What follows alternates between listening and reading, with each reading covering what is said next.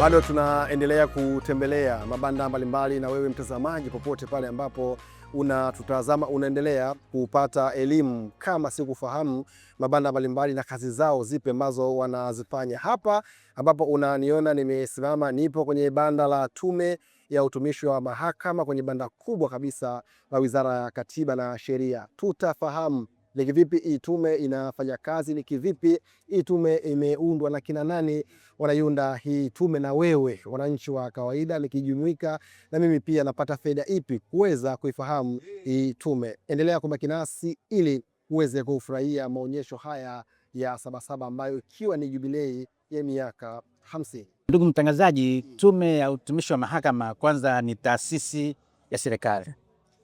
Chimbuko lake ni Katiba ya Jamhuri ya Muungano wa Tanzania ya mwaka 77, kwa maana ya kwamba tume hii imeundwa kwa mujibu wa ibara ya 112, ibara ndogo ya kwanza, ambayo imeunda tume hii ya utumishi wa mahakama. Na inawezekana mimi pia na mtazamaji ambaye anatazama akawa anajiuliza, wajumbe ama ni watu wa aina gani ambao wanaiunda hii tume? Ikoje? Tume ya Utumishi wa Mahakama imeundwa kama nilivyosema kwa mujibu wa ibara ile ya 112 kifungu cha kwanza. Tume hii inaundwa na makamishna 6 ambao wanakuwa na mwenyekiti wake. Mwenyekiti wa Tume ya Utumishi wa Mahakama ni Jaji Mkuu wa Tanzania kwa wadhifa wake. Jaji Mkuu wa Tanzania ndiye anayekuwa mwenyekiti wa tume hii ya utumishi wa mahakama, na wajumbe wanaounda au makamishna wanaounda tume ni pamoja na mwanasheria mkuu wa serikali ambaye anaingia kwa cheo chake. Kama mwanasheria mkuu wa serikali anakuwa kamishna wa tume.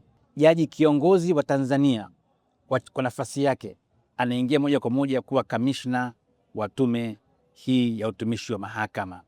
Lakini vile vile Mheshimiwa Rais, mamlaka aliyonayo, anamteua jaji mmoja wa mahakama ya rufani kuingia kuwa kamishna katika tume hii, na vile vile Mheshimiwa Rais ana mamlaka ya kuteua wajumbe wawili, kwa maana makamishna wawili miongoni mwa wanasheria wa kujitegemea kuwa makamishna katika tume hii.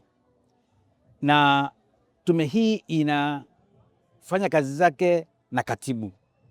Katibu wa tume ni mtendaji mkuu wa mahakama, kwa maana ya kwamba akishateuliwa mtendaji mkuu wa mahakama moja kwa moja anakuwa ni katibu wa tume hii ya utumishi wa mahakama.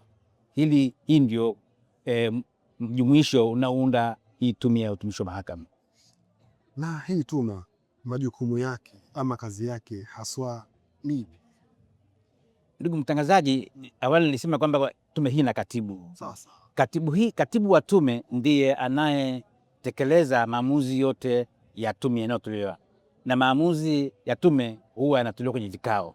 Katibu wa tume anafanya kazi pamoja na secretariat ambayo inamsaidia kuchakata michakato mizima ya shughuli za tume. Sekretari hii inaundwa na vitengo mbalimbali katika tume kama zilivyo taasisi nyingine za serikali. Lakini tume hii ya utumishi wa mahakama ina vitengo viwili ambavyo vinatekeleza majukumu ya msingi ya tume. Kuna kitengo kinachohusiana na masuala mazima ajira, uteuzi na upandishaji vyeo. Hiyo ni kitengo kimoja hapo ambacho ni shughuli kubwa ya tume. Vile vile inatekeleza una kitengo kinachohusiana na masuala mazima ya nidhamu kwa ajili ya watumishi wa mahakama. Sasa kwa swali lako ulivyouliza kwamba majukumu ya tume haya ni nini? Majukumu ya tume yameainishwa kwenye katiba, vile vile yameainishwa kwenye katiba ile ibara ya 113 kwamba tume inamshauri Mheshimiwa Rais kuhusiana na masuala mazima ya uteuzi wa jaji kiongozi, inamshauri Mheshimiwa Rais kuhusiana na uteuzi wa majaji wa Mahakama Kuu, inamshauri Mheshimiwa Rais kwenye uteuzi wa mtendaji mkuu wa mahakama, inamshauri Mheshimiwa Rais kuhusiana na uteuzi wa msajili wa Mahakama Kuu na msajili wa Mahakama ya Rufani. Hiyo ni kazi mojawapo ya tume. Lakini vile vile tume hii inachambua malalamiko mbalimbali yanayowasilishwa kwa kwenye mabadiliko yanayohusiana na majaji, watendaji wa mahakama, wale maafisa mahakama na ambao sio maafisa mahakama.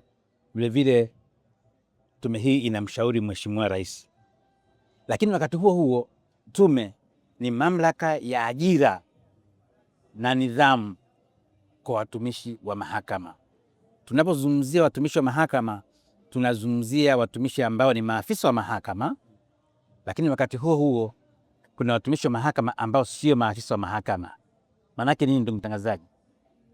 Tunapozungumzia watumishi ambao ni maafisa wa mahakama, tunazungumzia watumishi ambao ni mahakimu, wasajili wa mahakama, wale tu wanaitwa ni watumishi ambao ni maafisa wa mahakama. Watumishi ambao sio maafisa wa mahakama ni watumishi wale ambao wanafanya kazi za kadha nyingine. Kwa mfano, ndani ya mahakama kuna mainjinia, kuna madereva, kuna taaluma mbalimbali, lakini hazihusiani na masuala ya sheria.